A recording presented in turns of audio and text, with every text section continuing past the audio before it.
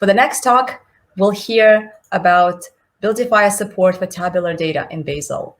And to do that, we'll have Rehana from VMware, who I'm pleased to introduce. She is a software engineer at VMware, working on building support for open source and security governance tooling using Bazel. Cool. Thanks, Helen. And thank you, everyone, for joining the talk. Sorry for the interruption. But my name is Rehana Tabassum. I work for VMware. And today I'm going to talk about Buildifier support for tabular data in Bazel. This is something that I worked on along with some of my other colleagues from VMware, Sweta, Hari, and Elena, in one of our internal VMware hackathon. So let's start.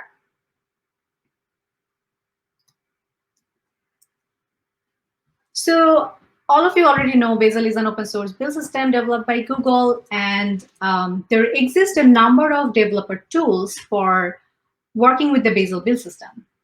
And Buildifier is one of them for formatting build files, Bazel files, and bug files in some standard conventions. Now, what's the philosophy of Buildifier when handling tabular data? I would say Buildifier is opinionated because it uses blanket approach for handling whitespace, and it also does force compaction of data whenever possible. What that means is it does not retain an already formatted tabular data. In addition to that, there are very few flags currently present to control the behavior user wants. For example, there is no turning off of force compaction. There is no way to force Buildifier act in a certain behavior when it comes to tabular data. So let me give you an example so you know what exactly I'm talking about here. So this is a Bazel file that we need to specify for packaging specification. So as you can see, it consists of a table of instructions on how to build a package. It can be 100 lines of code, order of 100 lines, and it can have file paths, file attributes, etc., etc. So you see the vertical alignment here is pretty critical for easy readability as well as reviewability of the data. Now, what happens when Buildifier runs on this file? As you see from left-hand side, what my source file was, after Buildifier runs on it, what it becomes on the right-hand side. So it basically did not respect the formatting of the file, and it totally ruined it. So why we hope that Buildifier won't ruin my table when we can ask Buildifier to format the table? And that's what our focus was on here. Now, to understand the problem scope and how we solved it, let's see the stages of Buildifier in a little details. So what happens when you run Buildifier on some files? So first, the parser comes in. The parser parses the file, and it generates an abstract syntax tree. And then the rewriter traverses the syntax tree, and it rewrites the syntax tree based on some Buildifier tags present in the file. And finally, the printer prints the modified abstract syntax tree into some formatted files. Now, what's in a syntax tree? So this is kind of a representation on the left-hand side, how the syntax tree looks like. So there is the file, and there can be, there are expressions. So there can be like list expression, there can be tuple expression. And on the, in our definition of table, we say that table is a list of tuples or list of list. And you can see in the right-hand side here, this is an example of how the table looks like. So basically, it consists of multi-line, like every line is a tuple, and it consists of a list of tuples. And for the sake of simplicity throughout the talk, I will just talk about list of tuples. So Buildifier has fixed notion on how the list or how the tuples are getting printed. and it always forces multiline true for list expressions. It always forces multiline true, force compaction true for tuple expression. And that's exactly why the table gets compacted or the tuples get compacted. And we saw that in our earlier example.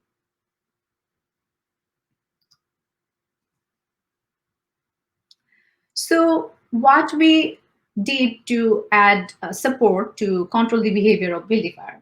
So we added two tags. The first one is Buildifier format table, this one.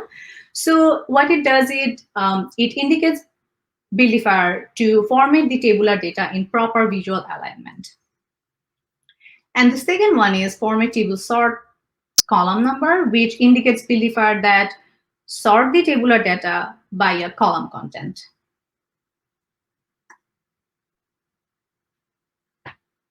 And how we solved it, right? So we updated the rewriter logic and printer logic. So in the rewriter logic, we identified the list expression nodes in the tree that have a Buildifier tag in it. And we rewrite the tree nodes to add bits to indicate whether it's a table root node or whether it's a downstream table row nodes. And then in printer, we rely on these bits to flex out the printing logic. So basically, we identify by that whether it's a normal tuple expression, list expression, versus a list of tuples to be considered as a tabular data. And how do we print a pretty table out of the data we have, right? So the size of the table based on the largest row element in each column that we had to find out. And to size that, it was not straightforward, especially since this whole thing had to work while we walked through the tree and print on the go. So we chose an existing Golang package called TabWriter. This TabWriter package actually implements elastic tab stop algorithm. The advantage that it gave us was the easy implementation, but on the flip side, the drawbacks of elastic tab stop algorithm will also apply to Buildifier now. So I'm going to show how or what we have added in the Buildifier. So let me play the screenshots there. So first, I'm building the Buildifier with my local changes, right? And let's see an example file format here. So this is something that we have seen the previous example. So this is a list of tuples. Each of the row contains tuples with a comma separated strings. And here on the top, I added the newly implemented tag. Now, what happens when I run Buildifier on this file? Let's see after that. So now, as you see, it basically formatted the whole file in a visually aligned, vertically aligned format. This is the second example where I added the table sort by a column number, which is column number 2. And I'm asking Buildifier to sort my table by column 2. So I'm running the Buildifier on this file. And then, as you see now, it actually now is sorted by the contents of the column 2. And here comes the third example where the file is neither formatted nor sorted by column 2. So I just added the table sort 2 or a new tag, and then I'm asking it to basically both sort it and formatting, to do the formatting. So after running the Buildifier, it basically sorted the file by column 2, and it also formatted the file nicely.